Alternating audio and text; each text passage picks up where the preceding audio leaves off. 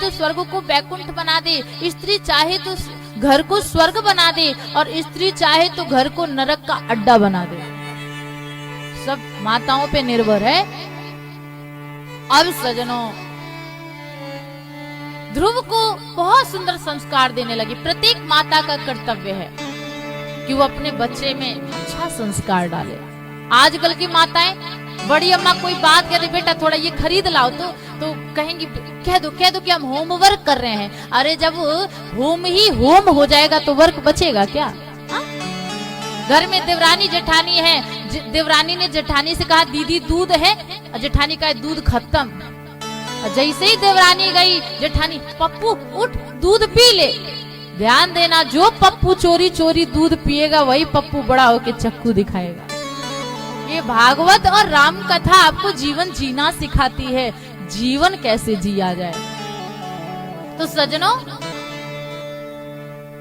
एक दिन ये ध्रुव जब धीरे धीरे बड़े होने लगे, 5 वर्ष के हुए, तो एक दिन खेलते खेलते अपने पिता राजा उत्तानपाद के पास गए। जैसे ही राजा उत्तानपाद के पास गए, राजा उत्तानपाद ने देखा, अरे मेरा बेटा सिंहासन पर जैसे बैठने के लिए ध्रुव चढ़ने को तैयार हुए, तब तक सुरुचि ने रोक दिया। ए ध्रुव, नीचे उतर।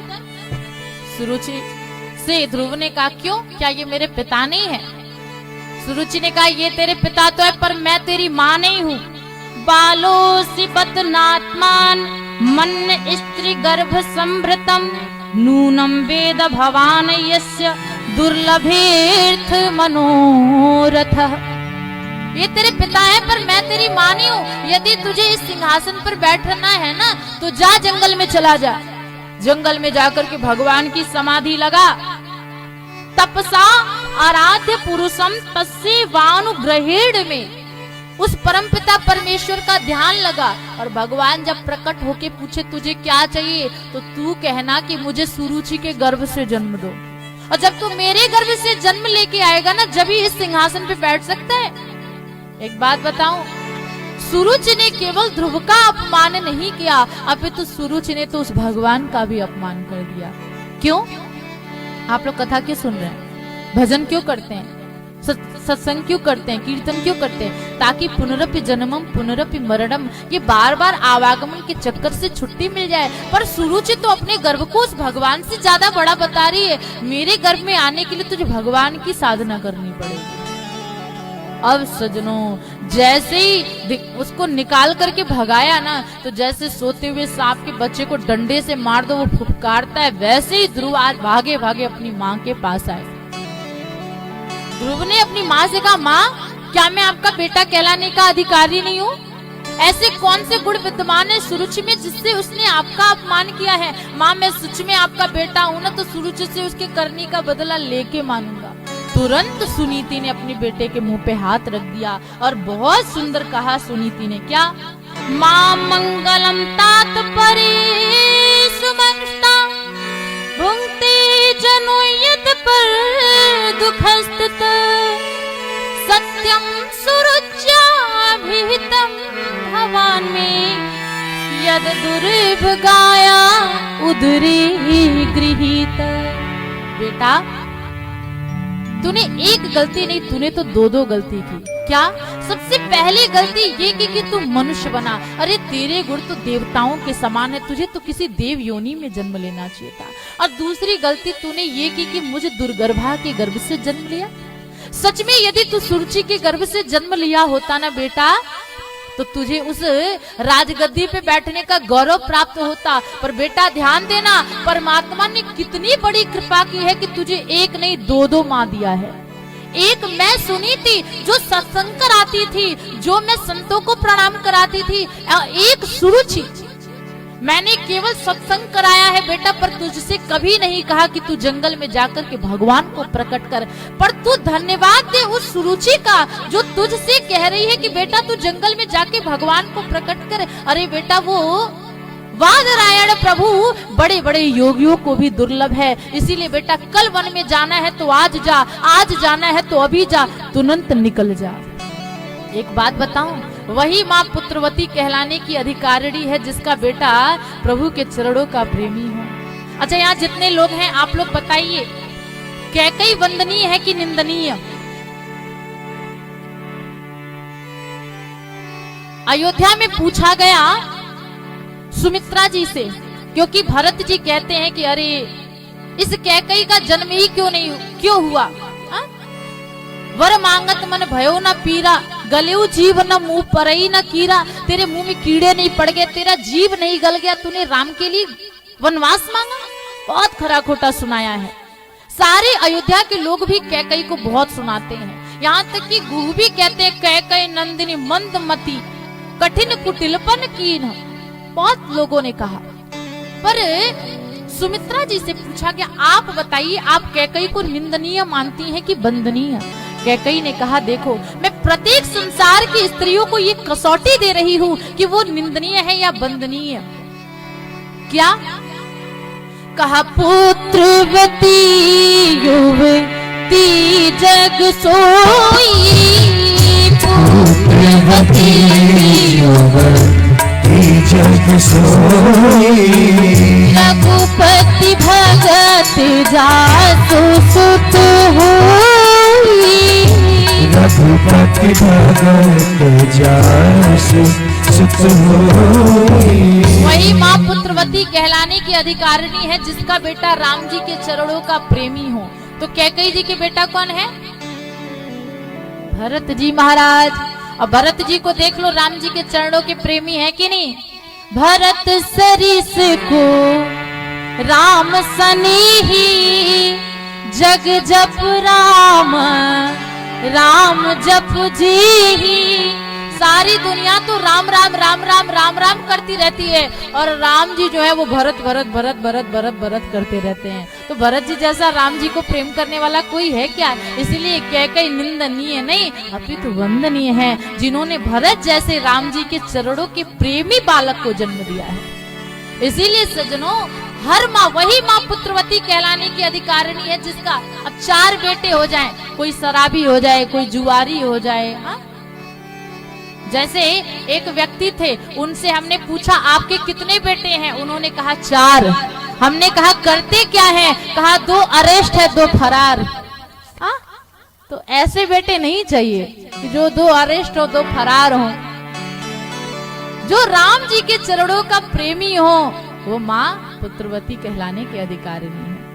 अब सज्जनों, ध्रुव जी निकल गए, पर कितना भी आप कुछ भी कर लो, पर भगवान की प्राप्ति कराने का सबसे सरल सुगम माध्यम गुरु है।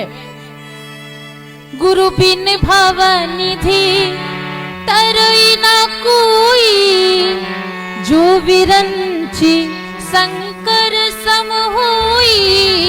बिना गुरु के कोई भव सागर से पार नहीं हो सकता।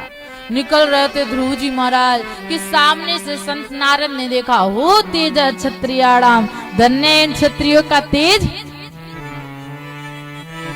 जो अपनी सौतेली माँ के वाक बाड़ू से हाथ होकर के आया है। क्षत्रियों में तेज होता है कि नहीं?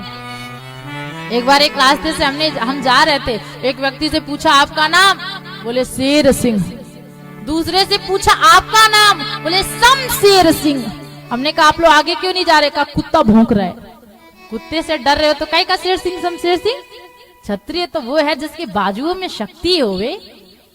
तो अब सजनों, नारद जी कहते हैं हो तेजा क्षत्रियाणा, धन्य क्षत्रियों का तेज। सौतेली माँ के वाक बाड़ों से यहाँ आहत होकर के ये भगवान को प्रकट करने निकल पड़ा है। लेकिन जरा देख करके देखो, परीक्षा लेकर के किसका वैराग्य किस स्थिति का है, क्योंकि संसार में मरकट वैरागी ज्यादा पाए जाते हैं। घर में भाई खटपट तो चल बाबा के मठ पर। हाँ, जरा परीक्षा लूं। तो अब नारद जी ने देखा और नारद जी ने कहा ध्रुव जी से, बेटा तेरा नाम क्या है? पहले तो सबसे पहले नारद जी को प्रणाम किया, कहा मेरा नाम ध्रुव है, मैं राजा उत्तानपाद का बेटा हूँ। तो बेटा तू जंगल में क्या कर रहा है? कहा मैं जंगल में भगवान को प्रकट करने आया हूँ। अरे जंगल में भगवान?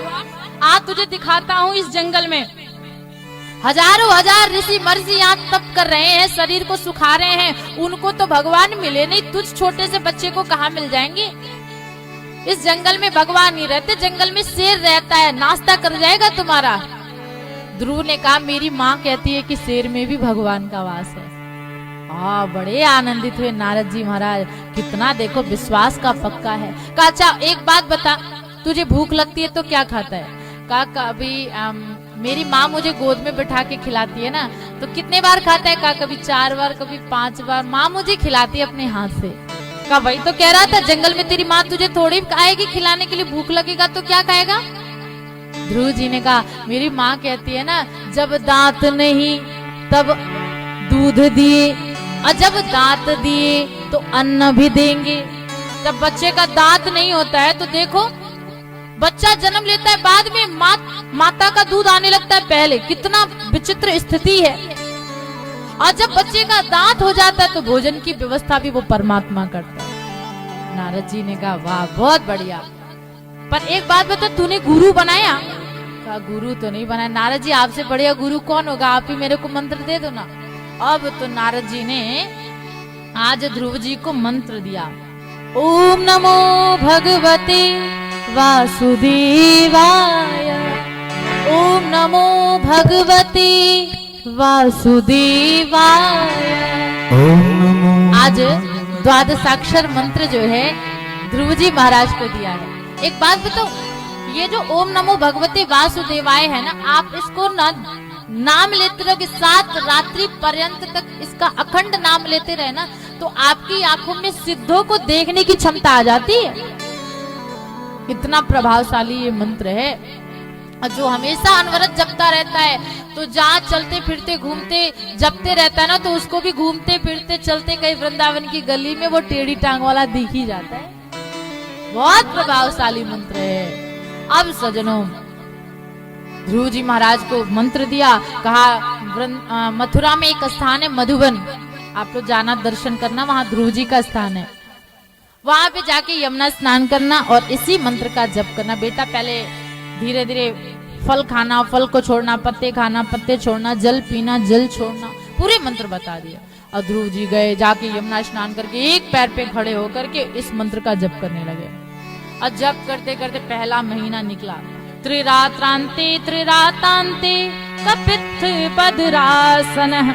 ध्यान देना, कपित्थ कहते हैं बेर के फल को। 3-3 दिन पे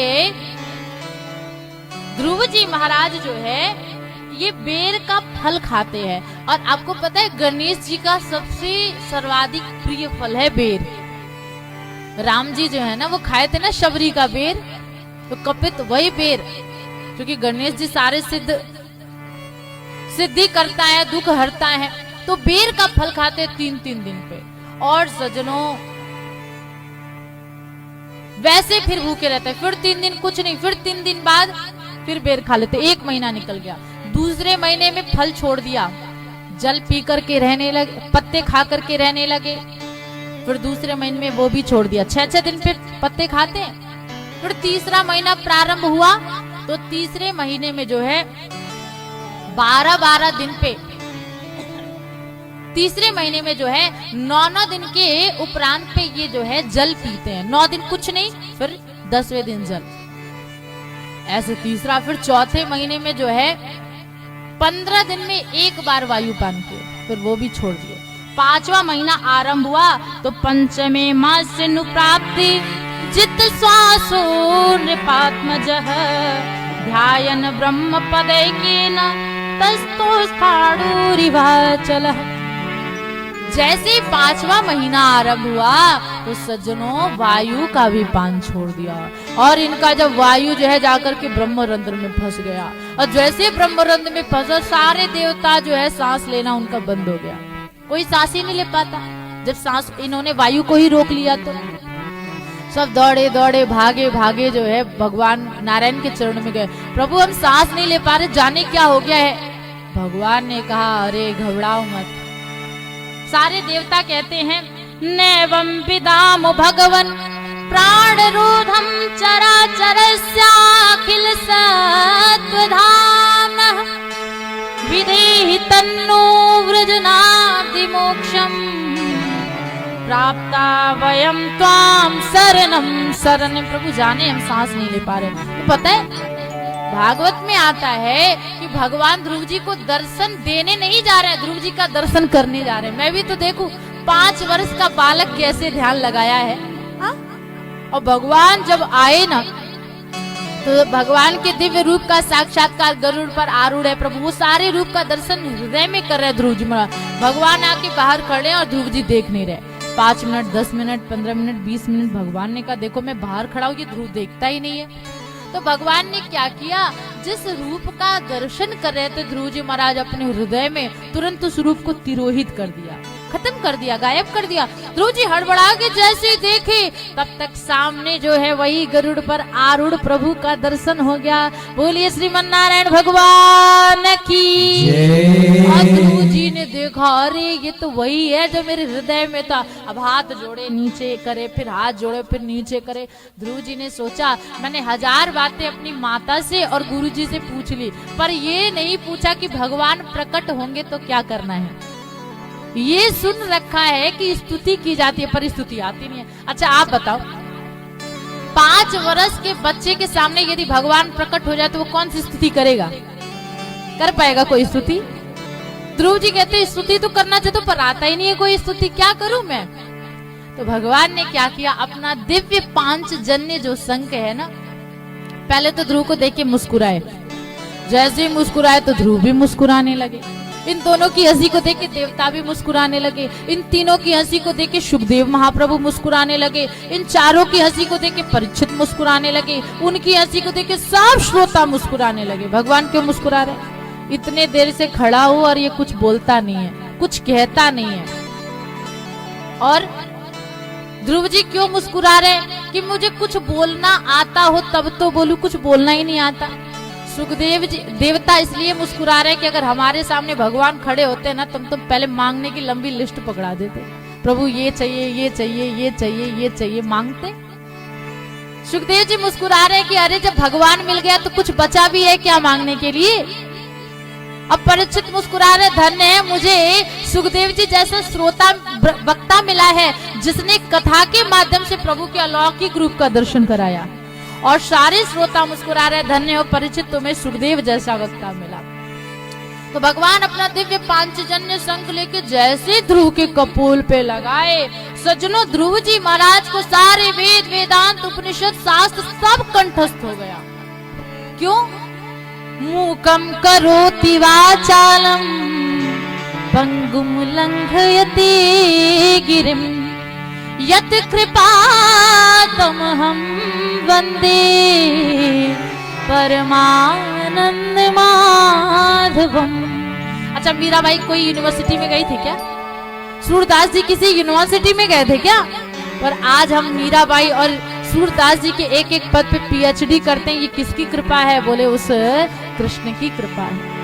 भगवान की कृपा हो जाए तो सारा सब चीज संभव है। और ध्रुव जी को सब कुछ याद हो गया। ध्रुव जी सोच रहे क्या क्या बोलूं। ध्रुव जी ने बहुत प्यारी स्तुति की है। ध्रुव जी कहते हैं हे प्रभु युवन्तः प्रविश्य मम वाचमिमां प्रसूतां संजीवयत्व अखिल शक्तिधर स्वधाम्ना अन्यान् सहस्त्रचरण श्रवण त्वगादीन प्राणान् नमो भगवती पुरुषाय तुभ्यं। हे प्रभु आज तक ये मेरी वाणी सोई हुई थी, आपने कृपा करके उस सोई हुई वाणी को जना दिया। भगवान को कौन जान सकता है? सो जान ही जी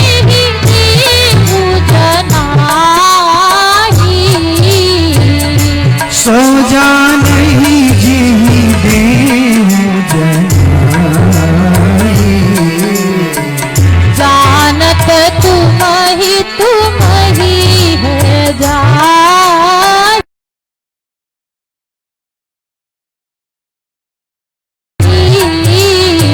जानत तुम ही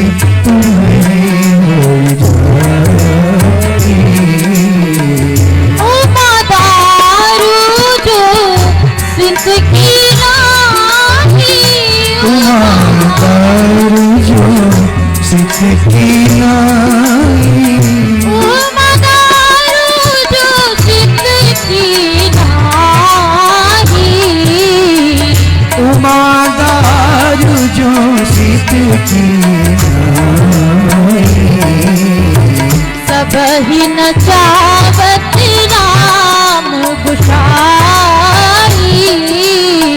सबहि न चावत राम गुसाई। इतनी प्यारी स्तुति किया है ध्रुव जी ने। कहते हे प्रभु यू अंत प्रविश्य मम, आप मेरे अंतःकरण में प्रविष्ट होके वाच मिमाम प्रसुप्ताम, मेरी सोई हुई वाणी को जगा दिया। अच्छा देखो, हमारे अंदर बोलने की शक्ति कौन दे रहा है? भगवान दे रहा है ना, पावर हाउस से सप्लाई मिल रहा है। और भगवान जिस दिन चाह देते हैं, लोग बूढ़े हो जाते हैं तो मुंह तो बना रहता है पर बोलना बंद, आंख तो रहता है पर दिखना बंद, कान तो रहता है पर सुनना बंद, पैर तो रहता है पर चलना बंद। मतलब कि हमारे आंखों में, कानों में, हाथों में, पैरों में चलने की, देखने की, सुनने की जो शक्ति प्रदान कर रहा है वो एक परमात्मा है। इतनी प्यारी ध्रुव जी महाराज ने स्तुति 12 श्लोकों में किया है। और सजनों, ध्रुव जी महाराज, भगवान कहते बताओ क्या दूं? ध्रुव जी ने कहा प्रभु आया तो था कामना लेके, पर अब आपको देख के ना सारी कामनाएं खत्म हो गई। प्रभु ने कहा जाओ अपने पिता के राजपद को सुशोभित करो और मृत्यु के पश्चात दिव्य ध्रुवलोक को प्राप्त करोगे। ये कह के भगवान चले गए। ध्रुव जी ने सोचा क्या कूड़ा करकट मांग लिया मैंने, भगवान के मिलने के बाद ये सब नश्वर चीजें मैं ले लिया। अब ध्रुव जी महाराज जब अपने घर आए ना, तो पता है जो राजा उत्तानपाद, जो सुरुचि निकाल दिए थे ध्रुव जी महाराज को, आज सुरुचि, सुनीति, उत्तानपाद सारी प्रजा जो है ध्रुव का स्वागत करने के लिए आए हैं। क्यों? चापर कृपा राम की होई, जा पर कृपा राम की होई, ता पर कृपा करही सब कोई, ता पर कृपा करे सब कोई। तो सजनों, आप इस दुनिया में यदि किसी को रिझाओगे ना, तो एक को रिझाओगे दूसरा खींच जाएगा, दूसरे को रिझाओगे तीसरा खींच जाएगा, तीसरे को रिझाओगे चौथा खींच जाएगा। अब एक एक को कब तक मनाते रहोगे?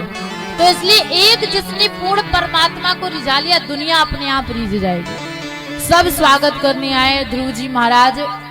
अब बहुत आनंदित हुए उत्तानपाद। इन्हीं उत्तानपाद राजा ने आज ध्रुव जी को राजपद दिया और स्वयं सब कुछ छोड़ करके वन में चले गए। और तो और ध्रुव जी महाराज ने 36,000 वर्ष तक जो है राजकाज संभाला है। वर्णन करते हैं कि एक दिन क्या हुआ, ध्रुव जी के जो सौतेले भाई थे उत्तम जी महाराज, वो कुबेर के धनाध्यक्ष भंडार में गए और जाके खूब तहस नहस मचाने लगे। तो एक यक्ष के द्वारा जो है उस उत्तम की मृत्यु हो गई। जब पता चला ध्रुव जी को इतना क्रोधित हुए, पूरी सेनाओं को लेके चल दिए मारने के लिए। और पता है जाके सब निरपराध यक्षों को मारने लगे।